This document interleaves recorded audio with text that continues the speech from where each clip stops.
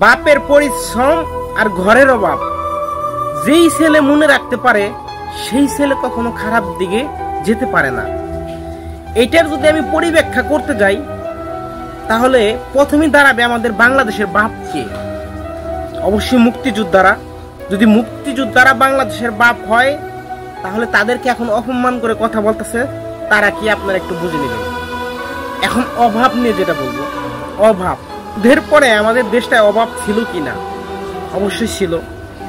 সেই অভাব দূর করার পিছনে 80% অবদান আছে প্রবাসী ভাইদের। সেই প্রবাসী ভাইদেরকেও লাঞ্ছিত করা হয়।